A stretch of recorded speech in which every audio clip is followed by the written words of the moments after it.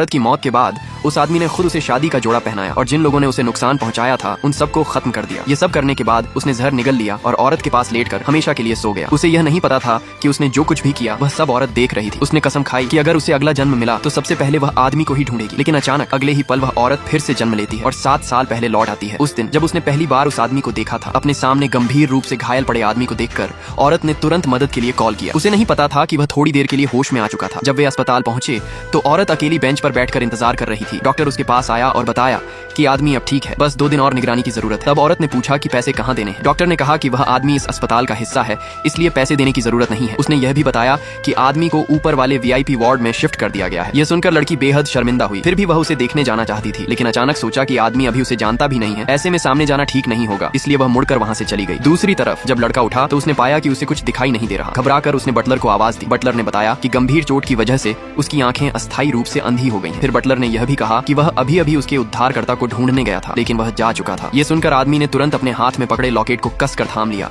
और अपने बचपन के उस उद्धारकर्ता को याद किया। उधर औरत अपने घर लौटी। अपने पिता और छोटे भाई को सामने खेलते झगड़ते देख वह फूट फूट कर रो पड़ी। उसने खुश होकर आग को हवा दी और अपने पिता से कहा कि छोटे भाई को और पीटो, लेकिन गलती से वह मेज के कोने से टकरा गई। ये साफ दर्द उसे यकीन दिलाता है कि वह सच में दोबारा जन्म ले चुकी है। उसने कसम खाई कि इस बार वह अपने परिवार की रक्षा करेगी और उस आदमी की भी जो उसके प्रति सच्चा था। आगे कहानी में ऐसा मोड़ आएगा जहां औरत का दोबारा जन्म सब कुछ बदल देगा। लेकिन कैसे, ये जानने के लिए अभी चैनल को सब्सक्राइब करो ताकि पार्ट 2 मिस ना हो और कमेंट में लिखो दोबारा जन्म। अगर आप भी जानना चाहते हो कि उसके अगले कदम से किसकी किस्मत बदलने वाली है।